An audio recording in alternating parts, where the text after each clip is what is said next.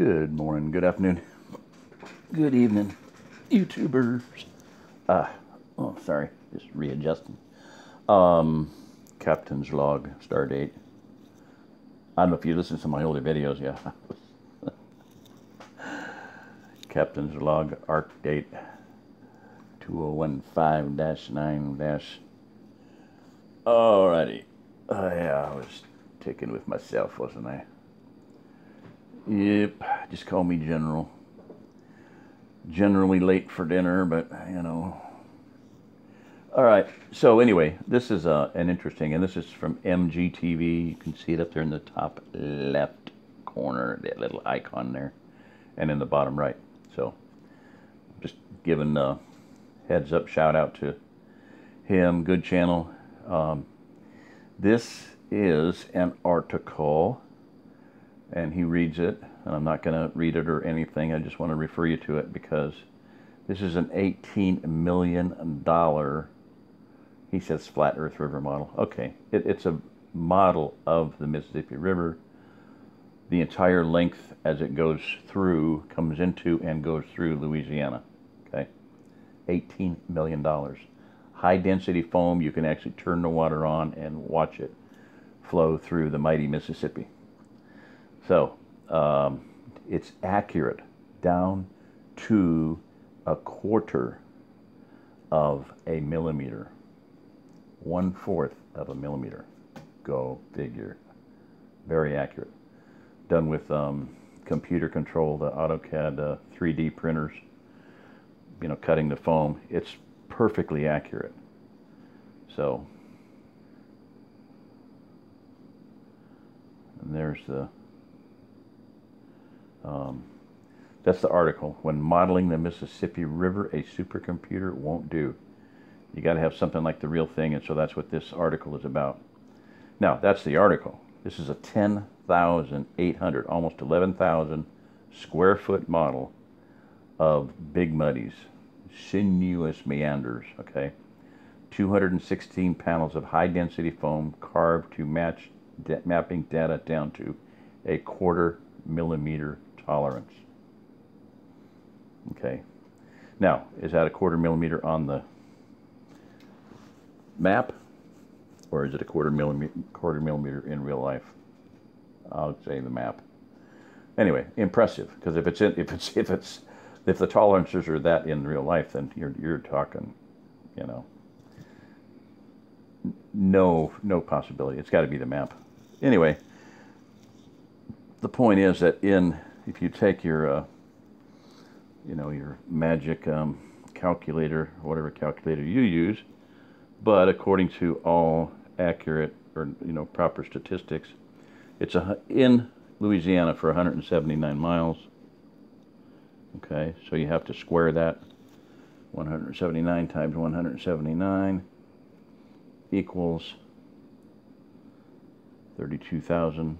Okay, and then you have to basically multiply times 8 inches per mile, divide by 12, but you can make that real easy, because 8 divided by 12 is, you multiply by your standard multiplier that you have to use to get an accurate reading on your curvature of the earth, 666.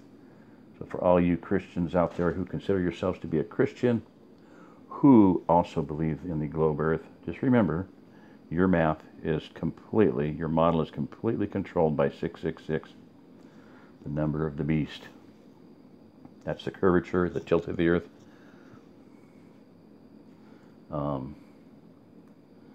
Okay, so 21,000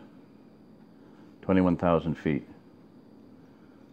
Okay, now you want to make that in miles, so we divide by 5,280. 4 miles. 4 miles of rise and 4 miles of drop. So it's not there. Not in any way, shape, or form. The comment about the earth is tilted on its axis, right, from 90 degrees, right? It's tilted at 23.4 degrees. So minus 23.4, that's what we're always told. What's that work out to, class? 66.6 degrees. from the horizontal. They always tell you from the vertical, but hey, just so happens that you do it accurately, it's 666. And I'm not even going to go into the speed of the Earth around the sun, but it's 66,666 miles an hour. All right, so anyway, interesting. This guy brings up, so where's the curvature of the Earth on this? It isn't there. Water is level. Water is always level. Water seeks its own level. Water does not. When it goes downhill, of course, yes, it flows downhill. But it's level. So whatever the drop is from the time it enters Louisiana to the time it exits into the Gulf of Mexico is a given, 100 feet, 200 feet, whatever it is.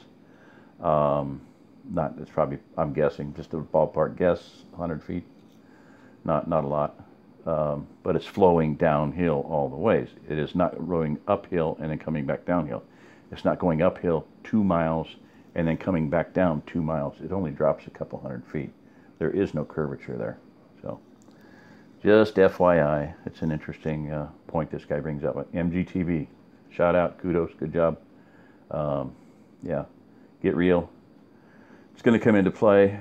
This whole thing is going to have to do with fallen angels, Nephilim, the whole 9 yards. So there you go. This is Jerry Diamond with How to Get Out of Babylon. If you're listening to this, and I hope a lot of people are really, there's at least people that count, people that are thinking will reason their way through this and at least give a stab at studying the issue, studying flat earth, actually really studying it for a day, a half an hour, a day, 2 days, 3 days.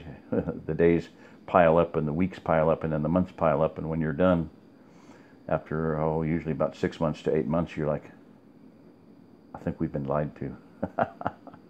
And then after about a year, 6 months to a year, you go start talking about it to other people. This can't be real. This can't be. Yeah, it is real. Yeah, it is real.